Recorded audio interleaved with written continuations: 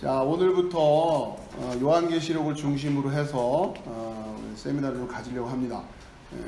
크게는 종말론 세미나 이렇게 생각하시면 될 것 같아요. 요한계시록뿐만 아니라 종말론에 대한 전체적인 개념을 좀 이해하셔야 되니까. 그래서 오늘 일단은 1차적으로 여러분들한테 자료를 좀 나눠드렸는데요. 이렇게 오늘 쭉 보시면 다 갖고 계신지 좀 보면 첫 번째 이제 요한계시록 구조표라고 하는 거가 있고요. 그 다음에 확인을 좀 해볼게요. 그 다음에 마태복음 23장, 24장, 25장 그 다음이 71회 다니엘 9장 24절에서 27절 그 다음에 71회 또 마태복음 24장 요한계시록 이렇게 지금 순서대로 가지고 계신가요? 네. 자, 그 종말론 또 계시록과 관련해서 여러분이 이해를 하셔야 될 가장 기초적인 개념들이라고 생각하시면 될 것 같고요. 앞으로 또 필요한 부분들은 계속 추가적으로 저희 자료를 좀 만들어 드려서 나눠 드릴 테니까요. 지금 생각 뭐 한 주 한 10개 정도 좀 더 아마 나갈 것 같아요. 배우 중간중간에. 근데 우선 이거부터 여러분이 먼저 이제 딱 틀을 좀 가지고 계셔야 이해하시는 데 도움이 많이 되실 겁니다. 결국은 이 세부적인 내용을 중간중간에 설명을 드리긴 하겠지만 우선은 당분간은 이 구조 요한계시록 또 마태복음 71회 이런 다니엘서 이런 것들에 대한 그 종말과 관련된 구조들이 여러분들한테 머리에 딱 들어오셔야 전체적인 이야기들을 이해하는 데 도움이 좀 많이 되신다는 거예요.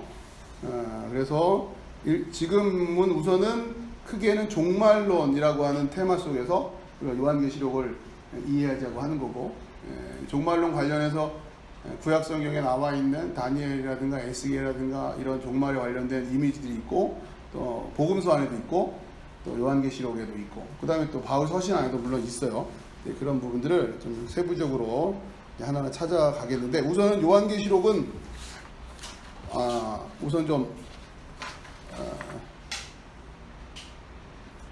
먼저 그것만 좀 살펴볼까요? 오늘 개요적인 부분이라 앞으로 뭐 계속 반복하겠지만 요한계시록 해놓고 제가 예수 그리스도의 계시 이렇게 지금 설명을 해놨죠. 요한계시록 1장 1절이거든요. 한번 가보실까요?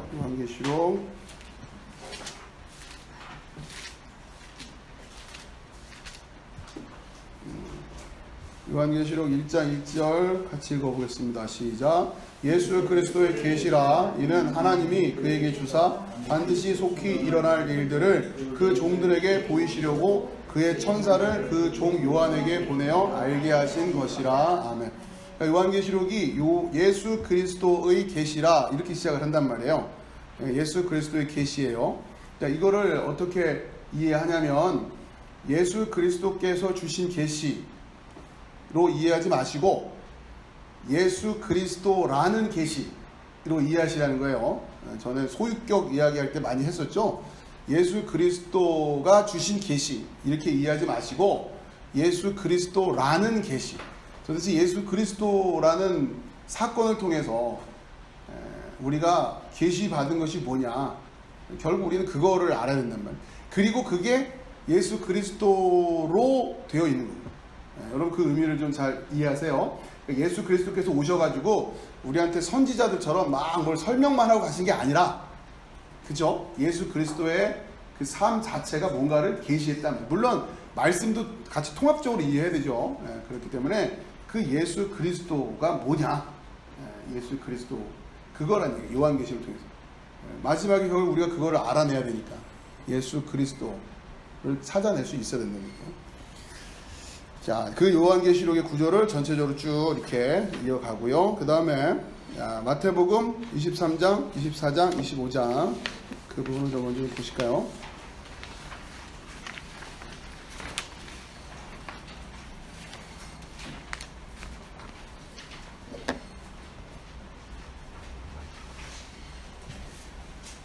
자, 그리고 여러분도 성경책도 마태복음 23장으로 가서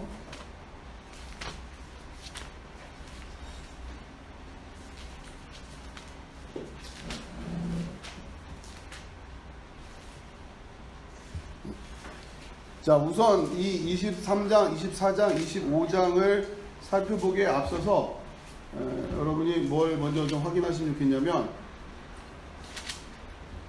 26장을 먼저 한번 보시겠어요? 다시 돌아오겠지만 26장을 보시면 예수를 죽이려고 의논하다. 25장이 끝나고 그 다음에 이제 예수를 죽이겠다고 의논하는 장면이 나옵니다. 그리고 여러분 쭉 이렇게 눈을 훑어보시면 마지막 유다가 배반하는 내용, 마지막 만찬, 예수님이 또 베드로가 부인하는 것, 겟세마네에서 기도하시는 장면, 그리고는 잡히시는 거예요. 그러니까 이제 비슷한 이런 구조를 전에도 요한복음을 공부하면서 배웠죠. 요한복음 16장, 17장, 18장 이 얘기를 우리가 생각하면서 요한복음 16장, 17장 지금 다시 한번 되짚어 볼까요?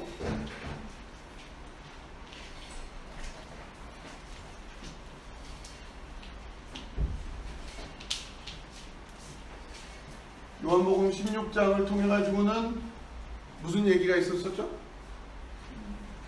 성령의 일. 갑자기 마태복음이나 요한복음으로 가니까 이걸 예전에 했던 거예요. 복습이에요, 복습. 그 다음 요한복음 17장은 뭐라고요? 예수님께서 기도하시는. 여러분 이런 걸 기억을 하세요. 익히시려고 해야 돼요. 자꾸 익히시고. 그리고 요한복음 18장에 가면서 예수님이 어떻게 돼요? 잡히시다.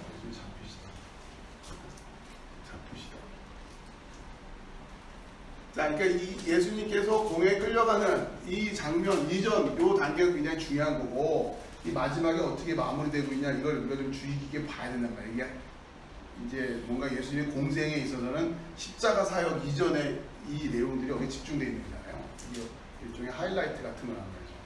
물론 뒤에 십자가 완성이 되지만 예수님이 뭘 가르치시려고 했던가라고 하는 성령의 일이라고 하는 것, 예수님의 기도 이렇게 우리가 살펴봤던 것처럼 오늘은 이제 뭘 보냐면 마태복음 23장, 그 다음에 24장, 25장, 그런데 26장이 뭐라고요? 26장부터 예수를 죽이려고 의논하다. 그죠? 그러니까 지금 비슷한 국면으로 흘러가는 거예요. 그러니까 이 앞쪽에 지금 예수님은 여러분들 이런 걸 좀 익히시는 거예요. 지금 예수님은 이것을 위해서 오셨는데 잡히시려고 죽임을 당하시려고 오셨는데 그 정해진 시간을 쭉 기억하고 계시죠. 그럼 예수님의 입장에서는 자, 이 상황이 갈수록 이제 마음이 급한 거잖아요. 그럴 수밖에 없잖아요. 그리고 23장, 24장, 25장이 뭔가 지금 예수님 입장에서는 공생애를 마무리하는 입장에서 총정리를 하시려고 하는 입장이란 말이에요. 요한복음도 그렇고 다른 것도 그런 구조를 가지고 보실 수 있어야 된다라고 하는 거고, 자, 그랬을 때 예수님, 마태복음의 예수님은 잡히시기 직전에 이런 상황 속에서 도대체 우리에게 뭘 가르치시려고 했을까라고 하는 거예요. 복음서마다 초점이 조금씩 다르긴 하지만, 자, 그러면서 마태복음 23장의 이야기가 환난 직전 타락 예표 이렇게 되어 있죠. 환란이 있기 이전에 어떠한 타락이 있을 것이다 라고 하는 것을 23장에서 쭉 이야기하고 계시단 말이에요. 자, 다시 23장으로 펼쳐 놓으시고 큼직큼직하게 보시는 훈련을 하는 겁니다. 자, 마태복음 23장에서는 대표적인 게 총 7번의 화 있을진저 라는 외식하는 서기관들과 바리새인들이요 라는 표시가 있어요.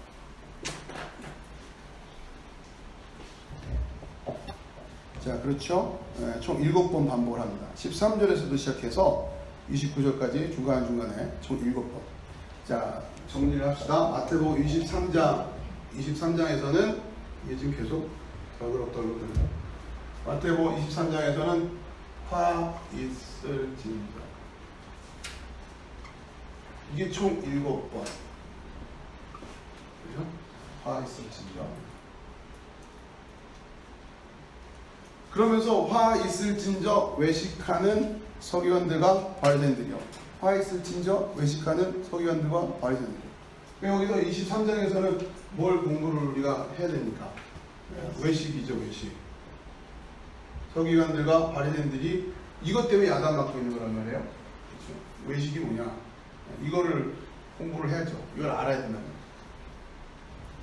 자, 그러면서 일단 큰 틀을 가지고 여러분 이해하시라는 거예요. 자, 마태복음 24장이 환란의 시작, 이게 종말론적인 관점에서 그렇다는 겁니다. 환란의 시작이 되는데 쭉 어떤 이야기들이냐면 마태복음 24장 4절에서 5절 많은 그리스도, 마태복음 24장 제가 이제 요약해서 정리해놨는데 여러분 나름대로 좀 요약도 하시고 정리를 여러분 나름대로 하시면 돼요. 자, 마태복음 24장 3절부터 보겠습니다. 같이 읽어봅시다. 시작. 예수께서 감람산 위에 앉으셨을 때에 제자들이 조용히 와서 이르시되 우리에게 이르소서 어느 때에 이런 일이 있겠사오며 또 주의 임하심과 세상 끝에는 무슨 징조가 있사오리이까. 자, 이 질문에 대한 예수님이 답을 주시는 거죠. 4절 시작. 예수께서 대답하여 이르시되 너희가 사람의 미혹을 받지 않도록 주의하라. 많은 사람이 내 이름으로 와서 이르되 나는 그리스도라 하여 많은 사람을 미혹하리라. 아멘. 자, 24절에서는 지금 이제 이 상황인데 이 상황에서 24절로 넘어오는데, 자, 이러면서 지금 어떤 현상들이 있을 것이다. 그런데 이 현상이라고 하는 것이 뒤집어서 생각하면 이게 환란인 거예요. 이 뒤집어서 생각하면, 자, 그 첫 번째 게 오늘 지금 방금 살펴본 것 중에 살펴본 게 뭐죠? 미혹이라, 미혹. 그러니까 예수님께서 마태복음을 통해서 우리에게 떠나시기 직전에 말씀하신 가장 큰 환란에 대한 주제를 여러분이 먼저 뭘로 생각하고 있으면 되냐면 미혹이라는 단어로 기억을 하고 있는, 미혹. 속는 거예요. 속이고 속는 거. 이게 환란의 시작이에요. 시작이면 사실 이걸로 끝나는 거죠. 안 속으면 되는데 속으니까 이렇게 되는 거란 말이에요. 출발점이 환란. 이건 에덴 동산에도 똑같았잖아요. 결국 속는 거예요. 뭘 속이려고 하겠어요? 오늘 오전에 배운 걸로 하면 여러분 응용을 좀 해보시면 뭘 속이려고 하겠어요? 그렇죠. 생명을 속이려고 하는 거예요. 생명. 생명이 아닌 걸 생명으로 붙들고 있게 하고, 생명도 없는데 생명이 있는 줄 알고 있게 하고, 뭐 그런 식으로 아무튼 다양한 방식으로 속이려고 하겠죠. 자, 미혹. 자, 그런데 그 미혹에 대한 경고를 하시면서 여기 지금 뭐라고 써있어요? 미혹받지 말로 조심해라. 그런데 많은 사람이 내 이름으로 와서 이르되 나는 그리스도라. 그러니까 그 미혹의 내용을 요약하면 뭐가 된다는 얘기예요? 내가 그리스도다. 결국 이걸로 미혹을 할 거란 말이에요. 내가 그리스도다. 그래서 우리한테는 무슨 계시가 필요한 거예요? 그렇죠. 그게 어디에 있는 거야? 요한계시록. 그렇죠. 여러분이 흐름을 잘 이해하셔야 돼요. 흐름을. 저 질문을 갑자기 왜 던질까? 여러분 지금 흐름을 잘 이해하고 계시죠. 그러니까 좀 전에 제가 요한계시록이 뭐라고요? 예수 그리스도의 계시라. 예수 그리스도의 계시라. 그럼 우리가 어떻게 이해하지? 그러니까 자꾸 이거를 예수님께서 주신 계시의 말씀 이렇게 이해하니까 우리가 그 수준으로 자꾸 보는데, 그게 아니라 예수 그리스도라는 계시다. 이 말을 좀 더 풀어서 말하면 예수 그리스도가 누구인지 무엇인지를 설명해 주고 있는 거다. 이 책이, 요한계시록이. 왜 이걸 가르쳐 줘야 돼요? 마지막 때 미혹이 여기에 총 집결이 되어 있으니까. 내가 그리스도라고 하는 거를, 이걸. 그러면 우리는 이거를 분별할 수 있는 뭔가 준비가 돼 있어야 되는 거예요, 여러분. 그러지 않고는 마지막 때에 내가 미혹당하지 않았다라고 자신있게 말할 수 있겠느냐. 예수 그리스도를 설명을 해내든 뭐 만났든 아무튼 지금 상황에서는 일단 이 정도까지 말씀드리고, 결국 우리의 모든 초점은 여기 미혹되지 말라는 얘기예요. 자, 그런 이 미혹에 있어서 미혹이 되는 배경입니다. 배경. 그게 6절 시작. 난리와 난리 소문을 듣겠으나 너희는 삼가 두려워하지 말라. 이런 일이 있어야 하되 아직 끝은 아니니라. 민족이 민족을, 나라가 나라를 대적하여 일어나겠고 곳곳에 기근과 지진이 있으리니 이 모든 것은 재난의 시작이니라. 그때의 사람들이 너희를 환란에 넘겨주겠으며 너희를 죽이리니 너희가 내 이름 때문에 모든 민족에게 미움을 받으리라. 그때 많은 사람이 실족하게 되어 서로 잡아주고 서로 미워하겠으며. 자, 우선 미혹되지 마라. 환란을 총정리해서 한마디로 말하면 속았다예요. 여러분이 나중에 아동구식으로 얘기하자면 우리가 천국이냐 지옥이냐 마지막 심판에 가서 제일 후회하는 게 뭐겠어요? 아이고 속았다. 그거 아니에요. 잘못 알았다는 얘기. 속았다. 그럼 끝이란 말이에요. 자, 그 속임의 어떤 초점은 내가 그리스도다라고 하는 이 부분인 것이고, 자, 그거를 이 계시록, 이 마태복음은, 자, 그러면서 쭉 이어지는 이야기가 뭐냐면, 지금 상황이에요, 상황. 이런 미혹이 벌어지고 있는 상황이에요. 자, 이런 상황인데, 이 상황이 어떤 상황이냐면, 전쟁도 일어나고, 재난도 있고, 굉장히 어려운 상황이었죠. 이런 상황입니다. 왜 이런 상황으로 이어지고 있을까요? 이런 상황일수록 어떻게 되기가 쉽기 때문이겠어요? 유혹되기가 쉽기 때문이겠죠. 상식적인 선에서. 그렇지 않겠어요? 그만큼 어렵기 때문에 여러분이 잘못 선택할 수 있게 된다고요. 자, 이런 상황인데 그러면 이런 상황에 대한 정확한 해석과 또 정확한 진리로 가르쳐주는 지도자가 있으면 되는데 상황은 이렇다 치더라도 문제는 뭐예요? 이런 상황에 뭐가 이어지고 있어요? 11절 시작. 거짓 선지자가 많이 일어나 많은 사람을 미혹하게 했으며 불법이 성함으로 많은 사람의 사랑이 식어지리라. 그러나 끝까지 견디는 자는 구원을 얻으리라. 이 천국 복음이 모든 민족에게 증언되기 위하여 온 세상에 전파되리니 그제야 끝이 오리라. 아멘. 자, 그런데 문제는 뭐예요? 거짓 선지자예요.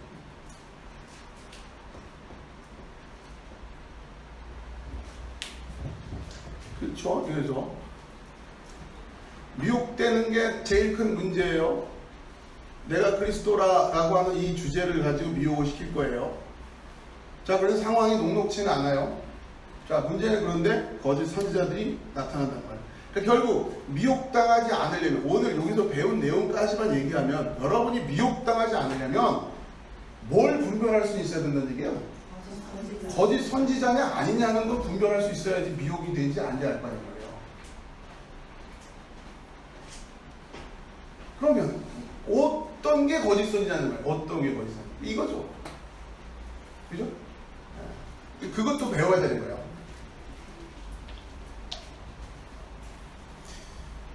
자, 그러면서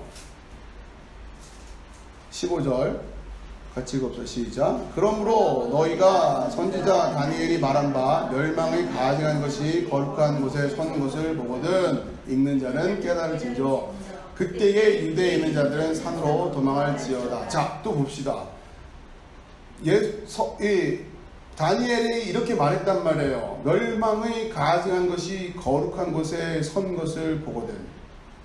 자, 그러면 이름이 도망가라는 얘기인데, 산으로 도망가라는, 여러분, 이 말씀이 여러분에게 성취되려면, 여러분 뭘 알아야 되냐면, 멸망이 뭔지를 알아야 되고, 가증한 게 뭔지를 알아야 되고, 거룩한 것이 뭔지를 알아야 되고, 거룩한 곳이 뭔지를 알아야 되고, 서 있다라는 것이 뭔지, 여러분이 진짜 봤는지를 알아야 되고, 유대에 있는 자들이 누구를 말하는 건지를 알아야 되고, 산이 뭔지를 알아야 되고, 도망이 뭔지를 알아야 이 말씀이 성취될 거 아니에요.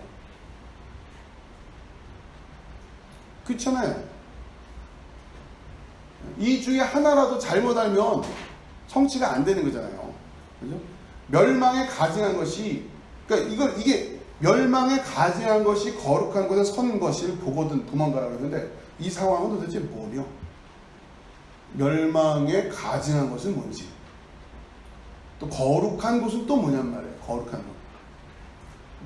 여러분 생각할 때 거룩한 곳은 도대체 뭘까?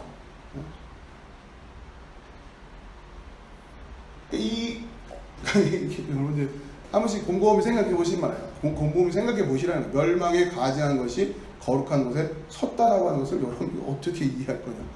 이걸 좀 봤다. 유대에 있는 자들은 산으로 도망할지. 그럼 유대에 있지 않은 사람들은 상관없다는 얘기인가? 그렇죠? 자, 아무튼 이런 내용들을 하나씩 이해해 나가야 된다는 겁니다. 만만치는 않을 겁니다. 우선은 오늘 개요를 쭉 보는 거니까 21절. 이는 그때에 큰 환란이 있겠습니다. 창세로부터 지금까지 이런 환란이 없었고 후에도 없으리라. 지금 환난이네요. 환난. 제가 지금 자료를 환란으로 해놨는데 일단 니은으로 바꾸셔야 되거든요. 환난이 맞습니다. 제가 이거 확인을 할까 하다가 환난인가 하고 했는데 저 자료로 환란으로 해놨죠. 환난이 맞습니다. 환난. 그러니까 이게 지금 이는 그때에 큰 환란이 있겠습니다. 대환란이라는 건데 창세로부터 지금까지 이런 환란이 없었고 후에도 없으리라. 그 날들을 감하지 아니하면 모든 육체가 구원을 얻지 못할 것이나 그러나 택하신 자들과여 그 날들을 감하시리라. 자, 그때에 그러니까 이 환란이 아주 지독스럽단 말이에요. 그래서 하나님께서 그 택하신 자들 때문에라도 감해주지 않으면 이거 그대로 놔뒀다가는 택하신 자들도 다 그냥 속아 넘어가게 돼 있다. 자, 그래서 거짓 그리스도들과 거짓 선자들이 일어나 큰 표적과 기사를 보여 할 수만 있으면 택하신 자들도 미혹하리라. 자, 보세요. 다시 정리해. 하나씩. 예수님께서 마지막 가시기 직전에 우리한테 신신당부하신 거 속지 말아요. 속지 마라. 요즘도 가짜뉴스 때문에 제가 보기에 이 미혹되지 말아라라는 게 그냥 저도 이제 말씀을 연구하면서 그렇지 당연히 속으면 안 되지 이렇게만 이해하고 있다가 요즘 시국이 이렇게 진행되는 거 보면서 야 미혹이라고 하는 게 이게 엄청난 거구나. 결국 싸우겠다니까요. 그렇죠. 이렇게 패가 나눠서 결국 이걸 말리고 있고 뭘 안 된다고 하니까 그렇지 딱 서로 손에 뭘 총칼 쥐어주고 아예 안 되겠다. 이건 그냥 한판 붙지 않고는 해결이 안 된다. 그러지 않을까요? 결국은 그런 얘기가 지금 나와요. 민족과 민족이 나라와 나라가 서로 대적을 하는데 이유는 뭐다? 가짜뉴스 때문에 가짜뉴스. 이걸 맞다고 하는 사람과 틀리다고 하는 사람이 도무지 해결이 안 되고 있잖아요. 야 진짜 그렇구나. 이게 맞네. 예? 점점 시대가 진행되면서 이런 상황이 물리적으로 일어난다고 해도 하나도 이상하지 않을 수 있겠네요. 이유는 뭐예요? 서로 속았다고 할 거 아니에요. 자, 그런데 내가 그리스도다라고 하는 거, 그런데 상황은 점점 어려울 거라고 하는 거. 자, 그런데 중요한 것은 거짓 선지자들이 이 상황을 활용해서 속일 거죠. 이 상황을 활용해서 속일 거란 말이에요. 그럼 우리한테는 다시 일단 초점이 거짓 선지자를 구별하자라고 하는 것으로 초점이 줄어들었어요. 자, 그러면 이제 우리는 어떻게 거짓 선지자를 구별해야 되느냐라고 할 때 성경은 여기에 대한 답을 분명히 주셔야 돼요. 안 주시면 안 돼요. 그래야 우리 구별을 해낼 거 아니에요. 자, 그러나 우리가 어린아이처럼 더듬더듬 해가면서 어쨌든 배워나가야 되는데 일단 오늘 말씀 안에서 거짓 선지자들의 특징이 뭐예요? 네? 미혹인데 여러분이 네? 여러분이 성경 다 안 외우시고 계신 분들 보셔야 돼요. 그냥 여러분 흐름을 이해해. 흐름을 제가 왜 어디 잠깐요 하고 멈추고서 지금 또 다시 설명하고 있잖아요. 응? 거짓 선지자들의 특징이 뭘까요? 말씀을 보시면서 여기서 그냥 짐작하지 마시고 그러니까 여러분이 상상으로 만들어내지 마시고 말씀에서 찾아내시라고요. 나는 그리스도다.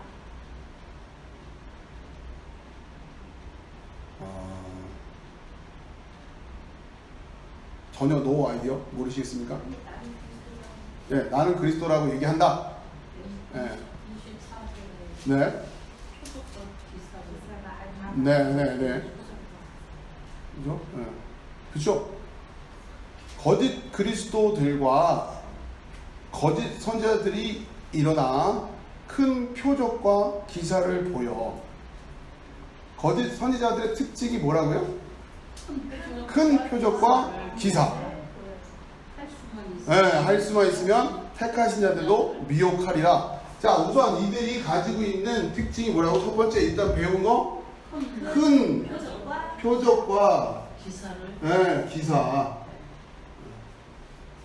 큰 표적과 기사를 보였다고 다 거짓 선지자는 아니지만 그렇죠? 예수님도 큰 표적과 기사를 분명히 보이셨으니까 그렇기 때문에 그러나 큰 표적과 기사를 보여 할 수 있으면 택한 자들 미혹할 거다라고 했을 때, 자, 여러분들이 저 사람이 거짓 선지자가 아닙니다 라고 판단할 때 그 판단의 기준이 저 사람이 행하는 큰 표적과 기사를 보니 저 사람은 거짓 선지자가 아님에 틀림없습니다 라고 말하면 된다 안 된다래요. 위험하다는 거예요. 이거는 위험하다. 이걸로 단정 짓지 말라는 거예요. 큰 표적과 기사를 보이는 자들도 오히려 거짓 선지자의 확률이 오히려 높다는 거예요. 이 마지막 때에 대한 이야기입니다. 마지막 종말을 준비하는 우리 입장에서 큰 표적과 기사를 가지고 미혹을 할 테니까 여러분 조심하라고. 예수님이 성경에 다 써 있어요. 그 불변에 보라, 내가 25절 내가 너에게 미리 말하였노라. 다짐까지 하시잖아요. 내가 너희에게 미리 말했다. 그러면 사람들이 너희에게 말하되 보라 그리스도가 광야에 있다 해도 나가지 말고 보라 골방에 있다 해도 믿지 말라. 그리스도가 광야에 있다 해도 나가지 말고 골방에 있다 해도 믿지 말아라. 이 얘기예요. 광야 사람들이 다 볼 수 있는 공간이죠. 누구나 볼 수 있는 그런 곳에 그 그리스도가 있다. 또 거꾸로 골방에 있다. 웬만한 사람한테는 나타나지도 않고 저쪽 산중 어디 막 뭔가 신비하게 막 뭔가 그분은 세상 인기에 관심 없어. 정말 골방에서 그냥 이런 분이야. 근데 가서 얼마나 신령한 줄 알아? 기도 한번 받으면 뭐 예언하시는데 근데 그분은 절대로 인기에 관심 없는 분이야. 여러분 큰 표적과 기사가 뭔지를 여러분 잘 이해하셔야 돼요. 이건 단순히 스펙타클한 이런 걸로만 생각하는 게 아니라 그러니까 우리가 이것도 알아야 돼요. 큰 표적과 기사라는 게 뭐냐? 무슨 물리적으로 모든 역사가 일어나는 그런 것뿐만 아니라 저 산속 골방 아무도 잘 모르는 데 있어가지고 뭔가 이렇게 영적으로 깨어 있다 하면서 기도 한번 하면 참 그 신통한 은사를 가지고 계신 분들 중에도 거짓 선지자가 있을 수 있다고 하는 거예요. 분별을 해야 돼요. 그런 분들이 다 거짓 선지자라는 얘기가 아니라 여러분 조심하라는 얘기예요. 지금 예수님이 분명히 얘기하잖아요. 너에게 미리 말하였노라. 27절에 우리의 관심은 표적과 기사가 아니라 예수 그리스도가 누구이신가 라고 하는 것을 찾아내는 거란 말이에요. 결국 그것을 가지고 있는 게 중요하단 말이에요. 그게 이 표적과 기사가 아니고 번개가 동편에서 나서 서편까지 번쩍인 같이 인자의 인함도 그러하리라. 죽음이 있는 곳에는 독수리들이 모일지니라. 자 29절 그날 환난 후에 즉시 해가 어두워지며 달이 빛을 내지 아니하며. 자 이러면서 지금 마태복음 24장 중간에 진행되면서 환난이 시작되고, 자 환난이 일어난 후에 중간에 어떤 상황들이 있을 것이고, 자 그리고 그 환난이 끝나고 나서 어떠한 상황들이 펼쳐질 거냐라고 하는 것들을 지금 이제 쭉 24장 안에 혼재가 돼 있어요. 이게 선을 긋듯이 여기서 여기까지가 환난 시작이고 여기가 중간이고 이렇게 구별하기도 쉽지가 않죠. 이게 지금 복합적으로 일어나고 있다는 얘기예요. 자 그런데 자 이런 상황인데 30절에요. 그때에 인자의 징조가 하늘에서 보이겠고, 그러니까 지금 이제부터는 회복에 대한 그럼에도 불구하고 하나님의 권능이 임하는 그런 상황입니다. 그때 인자의 징조가 하늘에서 보이겠고 그때 땅의 모든 족속들이 통곡하며 그들이 인자가 구름을 타고 능력과 큰 영광으로 오는 것을 보리라. 그가 큰 나팔 소리와 함께 천사들을 보내리니 그들이 그의 택하신 자들을 사방 이 끝에서 저 끝까지 사방에서 모으시리라. 자 이렇게 또 속수무책 당하고만 있는 게 아니란 말이에요. 그 인자가 택하신 자들을 불러 모은단 말이에요. 그 부르심. 그러니까 이게 그 불러 모을 때 계속 여러분 그 주제와 연결시켜야 돼요. 지금 이런 상황에서 지금 마태복음 24장에서 말하는 인자가 사방에서 모으는 자들이 있단 말이에요. 결국 이들이 이 환난 가운데서도 믿음을 지키고 승리하는 사람들이 되겠죠. 예. 그럼 우리 입장에서는 또 거짓 선지자를 구별하는 것도 알아야 되지만 또 한편으로 모두 알아야 되는 거예요. 나는 이 그렇게 모으시는 자 안에 들어가 있나? 이것도 우리가 관심을 가져야 될 거 아니에요. 그렇죠? 내가 뭘로 이걸 확인할 거냔 말이에요. 뭘로. 성경은 또 그 얘기가 분명히 있어야 된단 말이에요. 우린 여기에도 관심을 가져야 된다. 내가 그 부르심을 받고 여기 서 있다라고 하는 것을 뭘로 확인할 거냐? 저는 끊임없이 이거를 지금 우리가 우리 교회라고 하는 것과 연결해서 여러분들이 이해하셔야 된다고 계속해서 말씀드리는 거예요. 교회는 고시원이 아니다. 기억을 하세요. 각자 알아서 구원받고 가는 거, 들어왔다가 떠나고 그런 데가 아니란 말이에요. 그러한 유형으로 신앙생활하면 안 되는 거예요. 교회는 그런 곳이 아니기 때문에. 그게 교회가 아니란 말이에요. 그런데 그렇게 들어와 있는데 내가 그러면서 난 교회 안에 있다 이렇게 생각하면 곤란하다고 하는 거죠. 이걸 듣고 진짜 그 교회를 위해서 그 교회에 그 몸을 세우고 내가 그 지체가 되어야 된다는 그것이 구원이구나라고 하는 것을 이제야 깨닫고 그 부르심에 응해서 각자의 은사에 맞춰서 그 교회를 튼튼하게 세워가려고 하는 것을 하는 사람은 또 할 거고, 그래도 여전히 이게 뭔가 하면서 그냥 뜨뜻미지근하게 그러고 있으면 히브리서 말로 얘기하면 이르지 못하는, 너희 중에 이미 그 문이 열려 있음에도 불구하고 복음을 들었으나 약속이 그의 안식에 들어갈 약속이 여전히 남아 있는데 그 동안에 못 들어간단 말이에요. 지금 이거를 이해하지 못하고 있기 때문에. 자, 그러면서 이 32절 이 구절이 이 종말론을 해석하는 분들한테 굉장히 중요한 구절로 해석이 돼요. 같이 읽읍시다. 시작. 무화과 나무의 비유를 배우라. 그 가지가 연하여지고 잎사귀를 내면 여름이 가까운 줄 아나니. 33. 이와 같이 너희도 이 모든 일을 보거든 인자가 가까이 문 앞에 이른 줄 알라. 자, 이 비유, 무화과 나무의 비유를 배우라. 그 가지가 연하여지고 잎사귀를 내면 여름이 가까운 줄을 아나니. 그러니까 무화과 나무가 다시 회복이 되는, 왜냐하면 그 앞쪽에서 무화과 나무가 저주를 받았는데 무화과 나무가 다시 회복된단 말이에요. 자, 이게 하나의 사인이 될 거라는 거예요. 너도 이와 같이 이 모든 일을 보거든 인자가 가까이 곧 문 앞에 이른 줄 알라. 자, 이 종말론이 이런 구조로 지금 이어지고 있습니다. 자, 그러면서 마태복음 25장으로 넘어가면 지금 이제 인자가 부르시는 그 상황에 대한 이야기를 24장 그 하반부에서 얘기하는 거고요. 그 비유를 뭐와 연결시켜서 얘기하냐면 노아의 방주와 연결시켜서 얘기하고 있잖아요. 노아가 방주 다 만들어 놓고 들어오라고 하는데 안 들어오잖아요. 노아라는 말 자체가, 오늘 설교 시간에 이걸 연결해서 말씀 안 드리는데, 노아라는 말 자체가 안식이에요. 안식. 노아라는 게 히브리어로 노아, 그러면 이 자체가 안식이라는 거예요. 안식. 노아의 방주, 그럼 안식의 방주는 안식이다. 그러니까 우리가 지금 오늘 주제가 뭐였어요? 안식에 들어가라. 노아의 방주에 들어오라. 그 얘기합니다. 안 들어오더라는 거죠, 지금. 그러니까 안식은 끊임없이 무슨 이미지로? 들어가는 걸로 이미지로, 어딘가로 들어가는 거예요. 그런 이미지가 여러분이 있어야 돼요. 자, 이 노아 방주 얘기는, 자, 근데 안 그러다는 거죠. 38절, 24장 38절. 홍수 전에 노아가 방주에 들어가던 날까지 사람들이 먹고 마시고 장가들고 시집가고 있으면서 홍수가 나서 그들을 다 멸하기까지 깨닫지 못하였으니 인자의 임함도 이와 같으리라. 마찬가지가 할 거네요. 예나 지금이나 똑같다. 관심이 없는 거. 그때 두 사람이 밭에 있음에 한 사람은 데려가고 한 사람은 버려면 당할 것이요.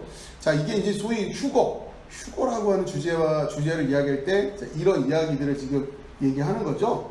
근데 지금 대표적으로 이제 세대주의 쪽에서 말하는 휴거라고 하는 소위 휙 들림 받고 하는. 자, 이게 무슨 얘기냐면, 자, 보세요. 여러분, 그러니까 노아의 시대에는 노아의 방주에 들어간 사람하고 들어가지 않은 사람하고 구별이 돼 있죠. 물리적인 공간이 나뉘어져 있으니까. 근데 지금 예수님이 말하는 이 대화는 마지막 때라고 하는 것은 그렇게 물리적인 공간으로 구별되는 게 아니란 얘기예요. 똑같이 둘이 밭 깔고 있는데 일상생활의 모습을 보면 그다지 구별이 되기가 어려워요. 그 안식에 들어가 있는 사람과 그렇지 않은 사람과. 그러나 분명히 똑같이 밭 깔고 있는데 한 사람은 그 안식에 들어가 있는 사람이고 한 사람은 아니라는 거예요. 이렇게 나뉜다는 얘기입니다. 겉모습만 보면 같이 똑같이 예배 드리고 있는 것 같고 다 똑같이 신앙생활 하는 것 같죠. 그러나 마지막 때가 되면 드러난다는 얘기예요. 알곡과 쭉정이로 드러나듯이. 근데 마지막 때가 되면 그때는 불이 살라버리고 그걸 지금 가르쳐 주시는 거죠. 그 얘기야. 두 여자가 똑같이 맷돌질하고 있단 말이에요. 맷돌질하고 있는 거 보면 다 그냥 똑같은 그냥 그런가 보다인데 그러나 마지막 이 심판이 임하면 명확하게 드러날 거라는 거예요. 누구와 누구로? 그 안식에 들어가 있는 사람과 들어가 있지 않은 사람인 거죠. 똑같이 밭을 가고 있었지만 이 사람은 하나님의 나라에 관심이 없이 밭을 간 사람일 수 있고 이 사람은 하나님의 나라를 세우기 위해서 밭을 갈았을 수도 있고 뭐 그거야 모르겠지. 맷돌을 갈았지만 똑같이 다 직장생활하고 뭐하고 다 열심히 이 땅에서 삶의 모습을 가지고 살아가죠. 그러나 그 마음의 중심과 방향성이 뭐였어요?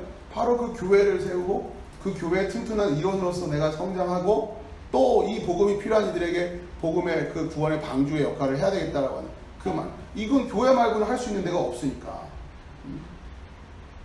내가 이 고시원에서 나만 열심히 공부해서 사시 합격하고 나가면 됐지라는 마음가짐으로 공부하는 게 아니라 고시원 예를 들자면 고시원이 잘 되기를 열심히 해서 고시원도 청소하고 이런 거 아니에요. 예를 들자면 그렇죠?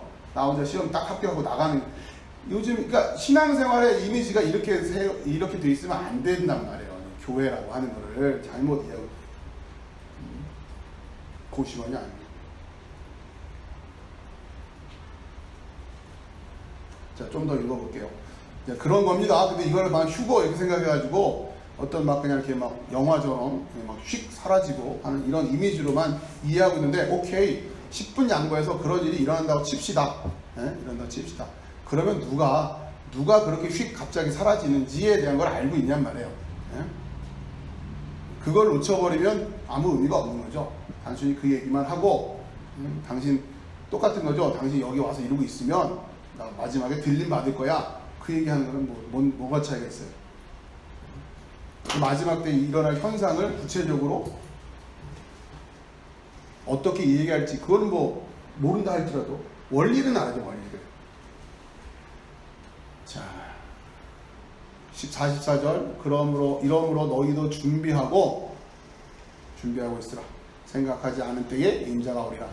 충성되고 지혜 있는 종이 되어 주인에게 그 집 사람들을 맡아 때를 따라 양식을 나눠줄 자가 누구냐. 이게 이 양식 줄 수 있는 사람, 말씀 가지고 있는 사람, 오전에 이야기를 하면 여호와의 총회에 들어올 수 있는 사람, 고자는 안 된다는 얘기예요. 씨를 못 갖고 있기 때문에. 그 양식을 나눠줄 수 있어요. 베드로와 요한의 입장에서는 은과 금 내게 없지만 내게 있는 것을 내게 주니 나사렛 예수 그리스도의 이름, 그거 가지고 있는 사람이 누구냐? 누가 그 이름을 가지고 있다고 말할 수 있는 것이냐? 그 얘기죠. 여러분 그걸 신앙으로 여러분이 아무튼 세우고 있어야 되는 거고 그 신앙을 구체적으로 실천할 수 있는 방안도 가지고 있어야 돼요. 자, 그 정도 저는 흐름을 좀 이해하려고 합니다. 자, 그렇게 해가지고 25장 마지막에 예수님의 재림 그리고 대환란의 끝 이런 주제를 가지고 이야기하고 있어요. 도표를 보시면 자, 그 안에 열 처녀 비유, 달란트 비유, 염소, 양 비유 이런 거 결국 구별이 된다는 겁니다.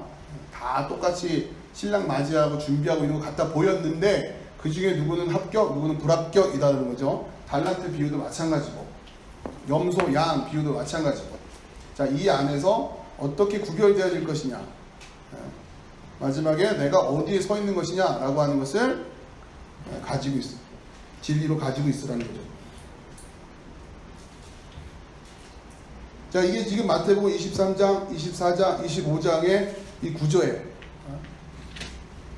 이렇게 된다. 그리고 여러분들이 지금 이제 하나씩 나중에 이 내용과 관련해서 익혀야 될 게 특히 외식이라는 주제를 정확히 이해해야 됩니다.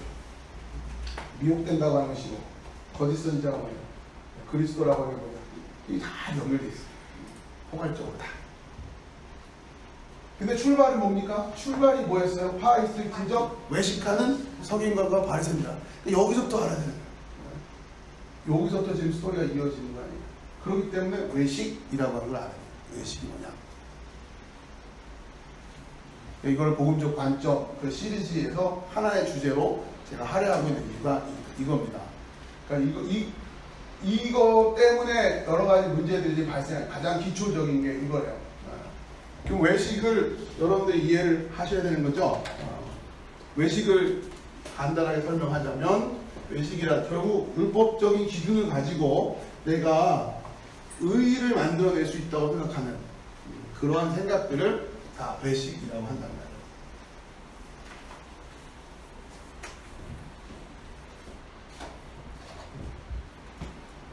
어쩔 수가 없어요. 우리는 또 외식이란 틀에 있을 수밖에 없으니까. 외식이란 간단히 말하면 틀을 만드는 겁니다. 울타리 안과 밖을 이렇게 만든단 말이에요. 안, 밖. 자, 이 울타리는 뭐로 만들어지는 거냐면 이거는 율법으로 만들어지는 울타리들이에요. 그리고는 이렇게 만들어요. 그리고는 결국 이렇게 만든 울타리로 말미암아 이걸 만들어 놓고 결국 이 안에 들어와야 생명이다 이렇게 설명하는 거잖아요. 그죠? 외식이라고 하는 게 그거란 말이에요. 그러니까 그런데 이게 그대로 뭘 흉내내고 있어요? 아까 우리가 배웠던 그 안식을 흉내내고 있는 거잖아요. 안식의 개념이 어디 안으로였는데 그 안으로를 자기들이 만들어 놨잖아요. 그리고 이리로 들어오면 안식 이렇게 이런 식으로 설명한단 말이에요. 그렇죠? 그러니까 정확하게 그걸 지금 흉내내고 있어요. 지금. 그러면 이걸 어떻게 하면 여기 들어갈 수 있느냐라고 하는 부분도 내가 열심히 하면 된다는 거예요. 이게 지금 우리가 복음에 대한 그 구조를 총체적으로 지금 이게 흔들어 놓고 있는 거죠. 이 울타리를 내가 만들 수 있다, 우리가 인간이 만들 수 있다라고 생각하는 게 이 외식의 기본적인 아이디어라는 거예요. 그러니까 사실은 우리가 이 땅에서 신앙생활을 하고 있는 모든 유형적인 형태들은 다 외식이에요. 외식. 어쩔 수가 없어요. 주일 예배 시간을 정할 수밖에 없잖아요. 오전 11시부터 시작하는 걸 하자. 안 정할 수가 없어요. 근데 문제는 뭐다? 그렇게 11시라고 딱 정해놓고 11시라고 정해놓고 11시 안에 들어온 사람은 이렇게 들어온 것처럼 생각하고 못하면 못한다. 이게 문제라는 거예요. 이게. 그러면 이건 무시해도 되냐? 또 그건 또 아니죠. 이 간단한 얘기 아니에요. 그래서 그러나 외식이라고 하는 틀은 우리의 생각이 이런 외식일 수밖에 없다라고. 그러니까 이들이 지금 예수님한테 야단을 맞는 이유는 이러한 틀이 한계를 가지고 있다고 하는 것을 인정하지 않고 너무도 당당하게 나는 다 지켰다 이러면서 나는 의롭다 하면서 이 밖에 있는 사람들을 정죄하더라는 거죠. 그게 이들에게 화가 있다. 외식하는 서기관 바리새인들 이렇게 지금 되는 거란 말이에요.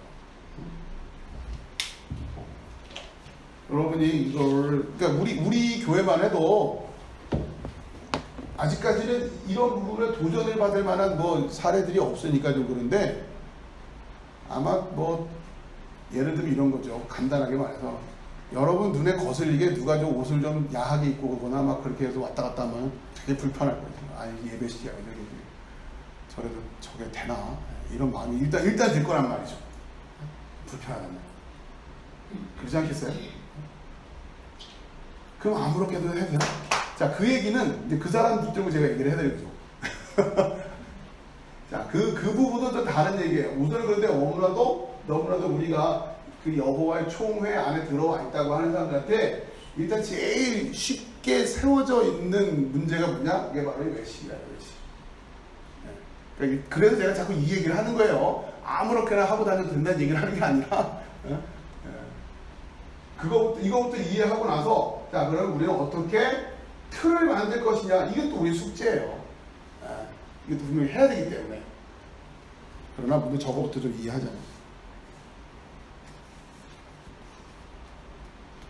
자, 그렇게 마태복음 23장, 24장, 25장이 한 호흡으로 여러분 쭉 이해되시면 좋겠습니다. 자, 그리고 또 71회 이거는 다니엘 9장 24절.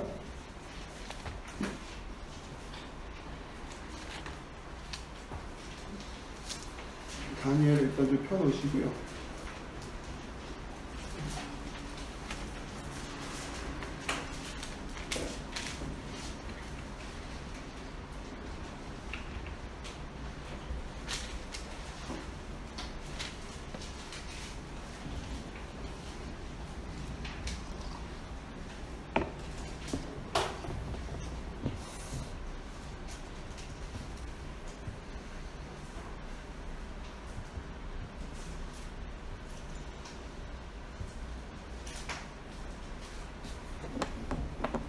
자, 우선 다니엘 9장 24절에서부터 27절까지를 같이 한번 읽어보겠습니다. 24절 시작. 내 백성과 내 거룩한 성을 위하여 이른 이래를 기한으로 정하였나니 허물이 그치며 죄가 끝나며 죄악이 용서되며 영원한 의가 드러나며 환상과 예언이 응하며 또 지극히 거룩한 이가 기름 부음을 받으리라. 그러므로 너는 깨달아 알지니라. 예루살렘을 중건하라는 영이 날 때부터 기름 부음 받은 자가 곧 망이 일어나기까지 7 이레와 62 이레가 지날 것이요 그 곤란한 동안에 성이 중건되어 광장과 거리가 세워질 것이며 62 이레 후에 기름 부음을 받은 자가 끊어져서 없어질 것이며 장차 한 왕의 백성이 와서 그 성읍과 성소를 무너뜨려니와 그의 마지막은 홍수의 휩쓸림 같을 것이며 또 끝까지 전쟁이 있으리니 황폐할 것이 작정되었느니라. 그가 장차 많은 사람들과 더불어 한 이레 동안의 언약을 맺고 그가 그 이레의 절반에 제사와 예물을 금지할 것이며 또 포악하여 가증한 것이 날개를 의지하여 설 것이며 또 이미 정한 종말까지 진노가 황폐하게 하는 자에게 쏟아지리라 하였느니라 아니라. 아멘. 자, 먼저 이제 전체 종말론의 구조와 또 요한계시록의 구조를 이해하는 데 있어서 이 71회라고 하는 다니엘서 9장 24절 이하에 나오는 61회, 71회라고 하는 개념을 좀 개략적으로 이해하실 필요가 있어요.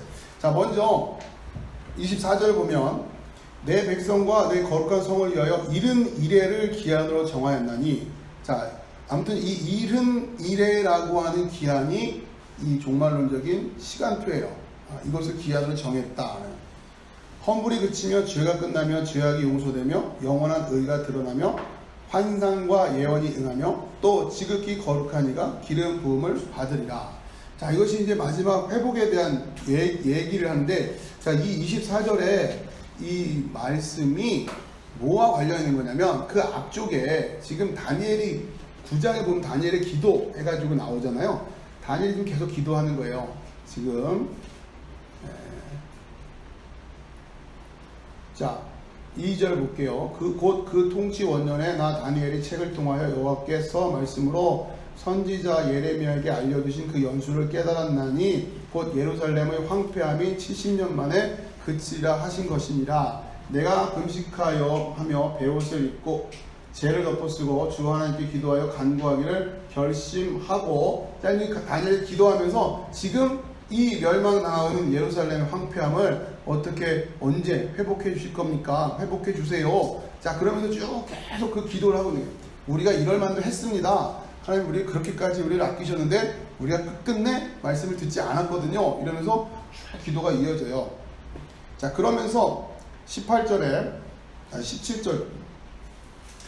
그러한즉 우리 하나님이여 지금 주의 종의 기도와 간구를 들으시고 주를 위하여 주의 얼굴 빛을 주의 황폐한 성소에 비추시옵소서. 나의 하나님이여 귀를 기울여 들으시며 눈을 떠서 우리의 황폐한 상황과 주의 이름으로 일컫는 성을 보옵소서. 우리가 주 앞에 간구하는 것은 우리의 공의를 의지하는 것이 아니요 주의 큰 긍휼을 의지하여 함이니이다. 주여 들으소서. 주여 용서하소서. 주여 귀를 기울이시고 행하소서. 지체하지 마옵소서. 나의 하나님이여 주 자신을 위하여 하시옵소서. 이는 주의 성과 주의 백성이 주의 이름으로 일컫는 바 됨이니이다. 자, 이렇게 간절히 기도하고 하는 가운데 21절에 곧 내가 기도할 때에 이전에 환상 중에 본 그 사람 가브리엘이 빨리 날아서 저녁 제사 드릴 쯤에 내게 이르더니, 내게 가르치며 내게 말하여 이르되 다니엘아 내가 이제 내게 지혜와 총명을 주려고 왔느니라. 자, 그러면서 지금 이 일이 어떻게 될지에 대한 것을 이야기하면서 예루살렘의 회복이죠. 자, 그러면서 24절 내 백성과 내 거룩한 성을 위하여 70이레를 기한으로 정하였다. 자, 이 모든 전체 스토리가 총 얼마가 걸릴 거다? 70이레가 걸릴 거다. 70.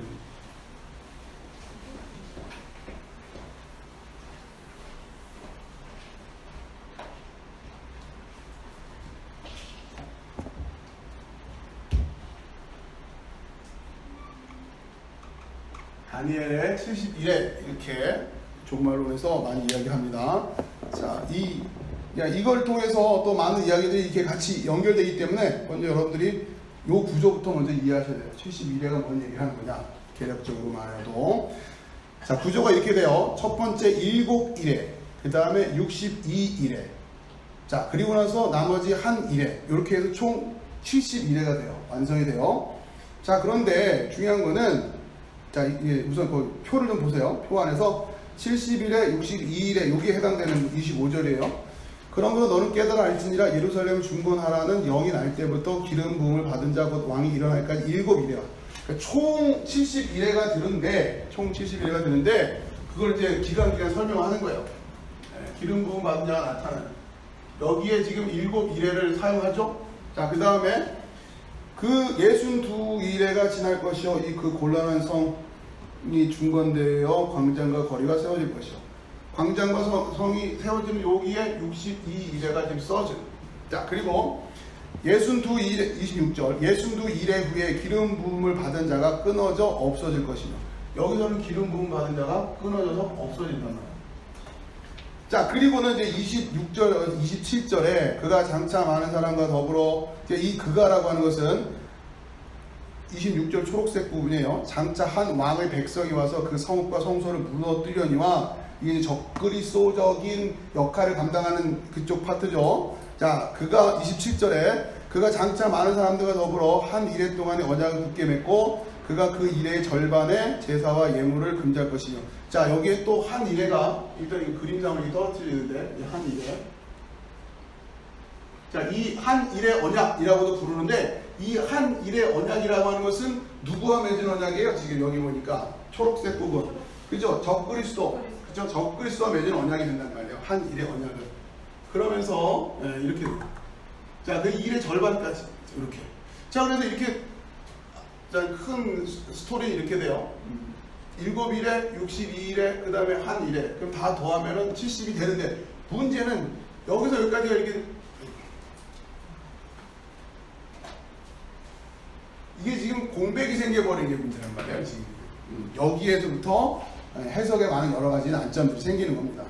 자, 이게 지연돼 버렸단 말이에요. 자, 이 한 일에는 아무튼 적그리스도와의 언약이에요. 그래가지고 예배도 폐하고 막 이래요. 근데 마지막에 최종적으로 어떤 일이 생기냐면 심판이 된단 말이에요. 저 한 일회가 끝나면서. 27절 볼게요. 한 일회 곧 아랬지. 그가 장차 많은 사람들과 더불어 한 일회 동안의 언약을 굳게 맺고 그가 그 일회의 절반의 제사와 예물을 금지할 것이며 또 포악하여 가증한 것이 날개를 의지하여 설 것이며 또 이미 정한 종말까지 진노가 황폐하게 하는 자에게 쏟아지리라 하였느니라. 이 안에 지금 뭔가 아무튼 이 시간적으로는 한 일회는 굉장히 짧은데 이 안에 지금 엄청나게 많은 것들이 지금 여기 이제 응축되어 있단 말이에요. 지독스러운 배교도 여기 있고요. 그 다음에 이 안에 또 심판까지. 하나님의 심판까지요. 이게 지금 다니엘의 71회는 이렇게 해서 끝나요. 자, 그러면서 지금 이걸 종말론적으로 해석하기로는, 자, 그 다음에 이거를 마지막 한 일회가 끝나는 시점을 예수님의 재림의 시점으로 연결시키는 거고, 그리고는 이어서 전천년설 같은 경우 뒤에 천년 왕국이 이어진다. 이렇게 해석을 하는 거죠. 그게 다니엘 9장 24절. 이게 먼저 쓰여 있는 거예요. 내 백성과 내 거룩한 성을 위하여 70일회를 기한으로 정하였나니 허물이 그치며 죄가 끝나며 죄악이 용서되며 영원한, 그러니까 이른 이래가 지나고 나면 이렇게 된다는 얘기예요. 이른 이래가 다 지나고 나면 허물이 그치며 죄가 끝나며 죄악이 용서되며 영원한 그가 드러나며 환상과 예언이 응하며 또 지극히 거룩한 이가 기름 부음을 받으리라. 71회가 다 끝나고 나면 그렇게 될 거라고요. 자, 이것을 재림으로, 그 다음에 이어지는 천년왕국. 자, 이렇게 지금 다니엘의 71회의 이 종말론과 관련된 스케줄을 자 이렇게 해석을 합니다. 자, 그러면서 문제는 근데 이거예요. 이 종말론이 어려워지는 이유는 결국 요거 여기서 바로 이어서 되어지지 않고 여기서 지금 요 한 일의 시작점이 이렇게 지연이 된다는 거예요. 이 부분은. 왜냐하면 지금 아무튼 그랬으면 벌써 이렇게 하고 다 이 사건들이 역사적으로 끝났어야 되는데 아직 그렇지가 않다는 얘기는 이 한 일회가 해결이 안 됐다는 거예요. 이 안에 62일회가 이 안에 성도 중건되고 다 했어요. 근데 62일회는 지났다는 얘기예요. 무너졌던 예루살렘 성이 다 중건됐잖아요. 62일회는 해결됐다. 근데 이 한 일회가 적어도 끝나지 않았다는 얘기죠. 왜? 네. 이게 안 왔으니까. 그게 지금 그 말은 시작을 안 했다는 얘기인데 이게 지금 지연되고 있다 이런 얘기를 하는 거죠. 종말론의 학자들이. 그리고 이제 그렇게 해석을 하려고 하는 거예요. 도대체 왜 이게 지연되고 있을까? 그러니까 결국 이 종말의 시간을, 이 지연의 시간을 신약 시대로 연결해서 이해를 하는 겁니다. 교회 시대. 바울도 여기에 대해서 이렇게 얘기하는 거예요. 이게 왜 지연되고 있을까? 이방인의 수가 찰 때까지 하나님이 지금 기다려주시고 계신다라는 거예요. 지연된 종말이라고 하는 것에 대한 해석을 지금 나름대로 성경에 하고 있는 거예요. 그것도 나중에 살펴보겠지만, 자, 아무튼 다니엘의 71회라고 한 이 틀을 가지고 여러분 이해될 거는 7일에, 52일에, 그 다음에 지연되다가 한 일에, 그 다음에 마지막 마무리. 이런 구조로 71회 이야기가 되어 있다. 자, 그러면서 요 지점과 관련해서 결국 이거죠. 그러니까 종말론을 굉장히 어떻게 탁탁탁 꽤 맞추고 싶어 하는 분들 입장에서는 여기 그때 관심이, 이게 언제 딱 시작돼서, 그러니까 그런 분들은 이제 두 가지에 초점을 두는단 말이에요. 일회라고 할 때, 일회라고 하는 게 도대체 얼마의 기간을 얘기하는 거냐? 이게 딱 문자적으로 정해져 있다고 할 거냐? 아니면 그냥 어떤 특정한 기간을 이야기하는 그런 걸까? 여기에 또 초점이 있는 거고. 그 다음에 결국 여기에 지금 어디서부터 이게 지금 마지막 요 일회를, 한 일회를 계산할 거냐. 두 가지만 해결되면 되잖아요. 일회가 얼마에 해당되는 건지. 그 다음에 요 스타트 포인트, 여기서 딱 시작되는 지금 언제인지. 요 두 개만 해결되면 뭐가 지금 해결돼요? 재림 때가 해결된단 말이에요. 그래서 이거를 계산해내고 싶은 거예요, 지금. 종말론에 관심 있는 분 중에서는 요거만 알고 요거만 하면 되니까. 그래서 이 일회가 도대체 얼마의 기간을 가리킨 걸까? 이건 얼마일까? 그러니까 이것도 여러 가지 학설이 있지만 많은 경우에 이걸 7년으로 많이 해석합니다. 7년. 70 곱하기, 그러니까 71회라고 하는 것은 7년씩 한 덩어리로 했을 때 그러니까 70번 시간이 지나면 이런 얘기예요. 자, 아무튼 우리가 지금 생각하는 달력 개념으로 하면 17에서 49, 490년 이게 되는 거죠. 예루살렘 첫 중건령이 있으기에 쭉 해가지고 490년이 벌써 이쪽에 끝났어야 되는데 이게 지금 해결이 안 되고 있는 거잖아요, 지금. 그렇죠? 이게 지연되고 있다. 아무튼 이렇게 설명해요.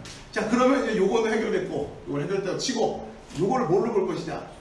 언제부터 다시, 그러니까 이 마지막 한 일에는 배교의 끝판왕이면서 또 심판의 준비가 되는 이 지점, 이거를 이제 또 종말론에 대한 학자들 중에서는 많은 경우에 대부분 이제 세대주의적인 관점들인데, 지금 이제 설명드리는 얘기가 그런 입장에서 많이 이렇게 우선 그 신학적으로 맞냐 틀리냐 이런 개념보다 성경에 쓰여져 있는 내용이 어떤 구조를 가지고 있느냐부터 여러분 설명드리려고 하는 거예요. 이걸 이제 어떻게 해석할지 나중 얘기고. 자, 그랬을 때 이 시작점을 이렇게 해석을 하는 거죠. 거기 제가 이제 표에 물음표로 해놓은 게 이 무화과 나무 예언, 아까 마태복음에서 봤던 게 첫 번째는 저주하신단 말이에요. 21장에서. 그런데 24장에서는 이게 다시 회복될 때가 있을 텐데, 잎사귀가 연해져서 막 나올 텐데, 이런 얘기를 하신단 말이에요. 이게 뭐가 다시 회복될 일. 그러면서 그 회복의 시점, 지금 예루살렘이 황폐해져가지고 쭉 이어지고 있는 회복의 시점을 뭘 가지고 무화과 나무 잎이 연해지기 시작하면서 가지가 연해져서 잎이 나오기 시작하면 뭔가 회복의 조짐이 보이는데 이걸 어느 때로 이야기할까? 그게 굉장히 아리송했던 거죠. 역사 속에서는. 그런데 이 현대사에서 이스라엘이 독립을 해버린단 말이에요. 물리적으로. 국가를 세워버려요. 있을 수 없는 2000년이라는 시간 동안 이게 없던 나라가 이게 세워져 버린 거예요. 와, 그러니까 예를 들면은 종교개혁을 했던 루터나 뭐 칼빈 이런 분들만 봐도 이거 상상도 못했던 거예요. 이스라엘이 국가적으로 다시 회복된다고 하는 거예요. 이미 다 흩어져 버린 나라들인데. 그렇기 때문에 그때만 해도 이런 얘기가 없죠. 그런데 이스라엘 독립이 되는 거예요. 진짜. 그러니 이게 뭐예요? 무화과나무가 가지가 연해지는. 예수님이 그걸 무화과나무 저주했다가 회복되고. 그러면 이스라엘 독립일로 해가지고 성경 48년 해가지고 거기서부터 7년 이러면 이제 막 그렇죠? 이런 식으로 계산을 하기 시작하면 이제 집 팔고 노 팔고 해가지고 재림 준비할 때가 딱 나오잖아요. 요때 목회를 했었어야 되는 거죠. 이미 다 지나가 버렸으니. 그러니까 아닌가 봐. 이게 몇 번 계속되고 있는 거예요. 아닌가 봐. 아닌가 봐. 그러면서. 자, 근데 이게 자 이스라엘 독립됐다고 해서 어느 날 갑자기 이 시점에 초점을 두기 시작한 게 아니에요. 독립이 되기 전에 이스라엘 독립될 거다라고 주구장창 떠들던 사람도 있었어요. 그러니까 이제 이게 이 얘기가 재밌어집니다. 누구도 관심 안 들였는데 말도 안 되는 소리 하는 그 사람들이 소위 세대주의자들이에요. 그들이 이스라엘 독립하기 전에 그러니까 이스라엘 국가가 회복될 것이다. 계속 이런 얘기를 해오다가 빵 맞아 떨어졌네요. 그러니까 이 얘기했던 목사님들 책은 불티나게 팔리는 거죠, 이제. 그러면서 세대주의가 확 이제 우리가 이제 아주 부상하는 거가 있고 또 그런 세대주의적인 신학이 등장하게 된 계기도 있는 거고. 그러니까 이런 내용들을 전체적으로 이해를 해야 정말로 흐름이 지금 왜 그렇게 가고 있고 또 지금 문제는 뭐며 이런 거를 얘기할 수 있단 말이에요. 아무튼 이 이스라엘 독립이라고 하는 사건이 이게 굉장히 그러니까 이런 거랑 똑같은 거예요. 구약에 보면 우리는 그렇죠. 신약에서 구약에서 보면 메시아가 오실 거라고 예언돼 있다. 처녀가 잉태할 이렇게 될 거라고 예언돼 있다면 근데 아무도 안 믿었죠. 근데 처녀가 잉태하고 애를 낳아버렸네. 그런 거랑 똑같은 얘기. 아무도 그 얘기를 써 있지만 안 믿었는데 진짜 그런 사건이 똑같은 거예요. 가지가 연해진다는 것이 그게 뭘까? 근데 누군가는 그게 뭐냐면 그게 결국 이스라엘 회복이다. 온전한 국가로서의 회복이다. 얘기를 했던 사람도 있고 아무도 안 믿었는 거예요. 진짜 돼버렸네. 이렇게 되니까 그러니까 사람들이 뭐에 관심 기셔요? 진짜 구름 타고 오실 거 아니야? 이렇게 되는 거죠. 진짜 구름 타고 오실 거. 그게 써있잖아요. 구름 타고 오실 거라고. 안 그럴 보장이 있어. 이게 성경을 문자적으로 해석하는 일이 굉장히 관심을 갖게 됩니다. 문자를 그대로. 자, 이런 여러 가지 틀들이 만들어지게 됩니다. 자, 아무튼 이렇게 해서 여러분 또 몇 번 반복할 거예요. 여기 나와 있는 표는 여러분이 이렇게 자꾸 반복하면서 틀로 머릿속에 꽉 들어올 정도가 돼야 되는 거예요. 자, 그래서 오늘은 여기까지 우선 하나 더 넘겨서 71회 마태복음 24장 요한계시록 요것만 설명을 좀 드리고 다음 주에도 보충을 하겠는데요. 자, 그랬을 때 이 71회 다니엘 9장에 나와 있는 71회 이 틀과 마태복음 24장의 틀과 또 특별히 요한계시록의 틀을 이렇게 맞춰서 종말론적으로 동일한 어떤 상징과 또 동일한 메시지를 전한다라고 이게 이해를 하는 겁니다. 그래서 지금까지 살펴본 게 71회 마태복음 24장 이 부분이고 요한계시록의 틀을 보면 요한계시록 앞에 에베소, 서머나, 버가모, 두아디라, 사데, 빌라델비아, 라우디게 이 7개의 교회에 대한 내용 2장 3장 요한계시록 1장은 이제 서론에 해당되는 거고 자, 이 신약 시대에 대한 이 이야기가 있고 이게 지연된 저기 뭡니까 그 심판이죠? 여기 요 부분에 교회 시대가 들어가는 거예요. 7개 교회 시대가 딱 에베소, 서머나, 버가모, 두아디라 쭉 해가지고 그 시대를 그렇게 해석을 하는 거예요. 그래서 이 7개, 요한계시록에 나와 있는 7개의 교회가 그 당시에 소아시아에 있었던 교회였다. 물론 맞아요. 자, 그러나 그 순서가 앞으로 교회 시대가 펼쳐질 사건을 예언적으로 그려주고 있다. 왜냐? 이 이름이 가지고 있는 상징이 그래서 그래요. 에베소라고 하는 것 자체가 초대라는 의미를 가지고 있고, 서머나라고 하는 것이 순교라는 의미를 가지고 있고, 버가모라는 것이 국교, 그러니까 왕, 머리 이런 생각이 상징이기 때문에 두아디라고 하는 것 자체가 암흑. 그러니까 우리가 흔히 중세 시대를 암흑 시대라고 한단 말이에요. 개신교적 관점이죠. 자, 그래서 사대는 종교 개혁, 빌라델비아는 선교에 대한. 빌라델비아라는 말 자체가 형제 사랑이라는 뜻이란 말이에요. 형제 사랑. 그래서 이 시대의 선교가 굉장히 활발해요. 그리고 그래 마지막 라오디게아 종말 차지도 않고 뜨겁지도 않고 아무튼 간에 토해버리고 싶다는, 지금 오늘 시대가 이런 모습이다. 이렇게 지금 예언적인 스케줄표를 놓고 이렇게 이해를 하고 있는, 오늘날 우리 시대의 영적인 분위기는 라오디게아 같은 이런 상황입니다. 자, 이러한 상황들, 자, 이걸 또 맞춰서 마태복음 24장으로 가면 지금 이 시대에 와서 환란이 시작되기 시작하는 이 시점, 자, 중요한 게 뭐예요? 미혹, 거짓 선지자 구별 못한단 말이에요. 뭘 미혹당하고 있는지, 뭐가 거짓 선지자인지 분별도 안 되잖아요.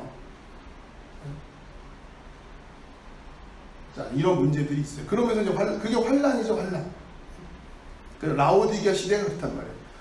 말씀을 전해야 하는 자도 그렇고, 말씀을 듣는 자도 그렇고, 다 분별이 안 돼 있으니, 뭐 그냥 그런 시대. 자, 그래서, 자, 그러면서 대환란에 대한 이야기가 6장에서부터 19장까지 이어지죠. 그것이 인재앙, 나팔재앙, 대접재앙, 이 세 가지 재앙으로 이렇게 얘기가 되는 거예요. 세 번의 재앙으로. 자, 그러면서 이 빨간 이 가운데 그 일의 절반 예배를 패하고 뭐 이런 얘기했던 거 다니엘에서 봤던 거를 지금 이 계시록에서는 어떤 식으로 얘기하냐면 42달 동안 짐승이 통치할 것이다 이런단 말이에요. 42달이 어떻게 되냐? 3.5년이에요. 3.5년. 다니엘서에서는 일의 절반 이렇게 얘기했잖아요. 일의 절반이 계시록에서는 42달 이렇게 얘기한다고요. 그게 요한계시록 11장 1절에서 2절은 42개월 동안 이렇게 말을 해요. 그 말이 계시록 다니엘에서는 일의 절반 이 얘기가 똑같은 거고, 그 다음에 계시록 12장 6절에서는 1260일 동안 또 이런 얘기를 한단 말이에요. 이게 다니엘과 이게 같이 이어지는 거죠. 자, 그렇게 절반에 대한 이야기, 그 다음에 나머지 절반 71회가 완성이 되면서 재림, 그리고는 천년왕국이 이어진다. 또 여기서는 이 예수님의 재림과, 이거는 제가 아까도 썼지만 여기를 재림으로 잡는다는 얘기는 이렇게 이러고 천년왕국 이렇게 얘기할 때는 천년왕국 전에 재림을 하신다 해서 전천년설이라고 하는 거고, 이건 기본적으로 세대주의적인 관점에서 말하는 전천년설, 세대주의자들 전천년설. 그 다음에 이런 거 없다, 이런 식으로 그리고 있는 것이 아니다 라고 하는 것이 무천년설이에요. 한국교회 저희 그 장로교 전통의 대부분의 개신교 전통은 다 무천년설이에요. 무천년설로 가지고 계시록 설명합니다. 전천년설, 세대주의 이런 얘기하면 그냥 다 이란데 너무 쉽게 그냥 이렇게 해버린다고 합니다. 이거는 굉장히 좀 제가 봤을 때 문제가 있어요. 그렇게 간단하게 이건 이단이다 이렇게 처리해버릴 만한 얘기가 아니라고요. 저는 개인적으로 전천년설과 무천년설을 적절하게 우리가 조화롭게 이해해야 돼요. 무천년설의 장점이 있고 전천년설의 장점이 있어요. 근데 뭐가 맞다? 우리가 판단을 내기 참 어렵죠. 다만 저는 성경은 어떻게 쓰여 있는가? 일단 문자적인 차원에서는 어떻게 뭐라고 써 있는가를 일단 보고 이것을 어떻게 우리가 해석할 것인가 라고 하는 부분을 또 곁들여서, 그럴 때는 무천년적인 견해가 또 필요한 부분이 있단 말이에요. 아무튼 조화롭게 저는 여러분들에게 설명을 하려고 하는 거고, 우선은 무천년이라고 할 때는 이런 거 다 필요 없잖아요. 지금 이런 게 없는 건데 예수 믿고 구원받으면 끝 이런 얘기예요. 그냥 이런 천년왕국 얘기고 뭐 언제 오시고 뭐 일곱 일의 반이 어쩌고 이런 얘기 다 뭐가 필요 있어요. 이런 게 숫자고 뭐고 다 그리고 문자적으로 해석할 게 아니라고 해버려요. 그럼 너무 또 지나치단 말이에요. 그러다 보니까 계시록은 그렇게 별 의미가 없는 책이 돼버린다는 거죠. 다만 저는 성경이 무슨 얘기를 하고 있냐, 그러니까 어떻게 문자적으로 써 있느냐 정도는 좀 보자는 거예요. 그리고 나서 그거를 무천년으로 갈 거냐 전천년으로 갈 거냐, 그건 또 나름대로 다 논리들이 있으니까 공부를 하는데, 우선 여러분에게 이런 도표를 나눠드리고 틀을 할 때는 1차적으로 전천년적인 입장에서 그려서 이렇게 설명을 드리는 거예요. 그래야 이 구조들이 보이니까. 무천년이라고 하면, 그러니까 쉽게 말하면 무천년이라고 하는 것은 뭐냐면 이 천년왕국이라고 하는 것이 이런 시간적으로 이렇게 막 에베소서거나 뭐거나 이렇게 할 거 해가지고 이때 딱 와서 이렇게 천년왕국 이렇게 간다는 얘기가 아니라, 요 시대에, 초대교회 시대에도 예수 믿고 구원받는 순간 그 사람의 영적인 생활에서 천년왕국이다 이런 얘기를 하는 거예요. 그 사람이 천년왕국으로 살고 있는 거야. 예수님이 왕 되신 삶을 살고 있는 거잖아요. 예수님께 내가 모든 것을 순종한다고 할 때 그 삶을 사는 거죠. 그에게 있어서는 사단마귀 권세가 틈타지 못하는 거니까. 그러니까 천년왕국이라고 하는 것을 우리 개인적인 사건으로 만드는 거죠. 이 사람에겐 지금, 그러니까 잘 믿고 가는 사람은 이미 난 천년왕국이 된 거고, 다시 오실 예수님 만난 거고, 예를 들면 그렇게 이 사람은 아직 천년왕국이 아닌 거고, 이렇게 무천년이라고 하는 것을 그런 개인적인 차원으로 그렇게 해석하게 될 수밖에 없어요. 무천년설이 따르게 되면. 그러나 전천년설이라고 했을 때는 이런 문제. 자, 그런데 전천년설도 세부적으로 조금 나뉘는데, 여기에서 나중에 휴거냐 아니냐 이 부분을 했었던 거예요. 전천년설 안에서도 나뉘어요. 왜냐하면 휴거라고 하는 그 사건 자체는, 그러니까 이것도 다시 이 세대주의적이라고 하는 이 입장이 성경을 해석하는 관점이 크게 두 가지로, 문자적으로 역사적인 이스라엘과 교회 역사를 따로 보거든요. 따로 본단 말이에요. 왜냐하면 이 지연되는 동안 갑자기 교회라고 하는 것이 역사가 여기서부터 시작되기 시작했잖아요. 지금 이렇게. 우리는 교회의 기원을 어디까지 끌어올리냐면 우리는 다시 여기 주위까지.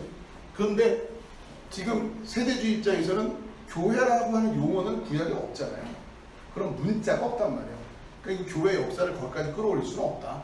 여기서부터다. 예수님이 십자가 지고 돌아가시고 승천하시고 성령 강림으로 세워진 교회, 그때부터 역사고, 그래서 이들이 신앙생활 잘하면 마지막에 요 재림과 관련한 요 상황이 돼서, 요 시점이 돼서 이렇게 신앙생활 잘한 사람들은 어떻게 된다? 예수님 오실 때 첫 번째 공중재림, 두 번째 지상재림. 공중재림할 때 공중에 한번 이렇게 계세요.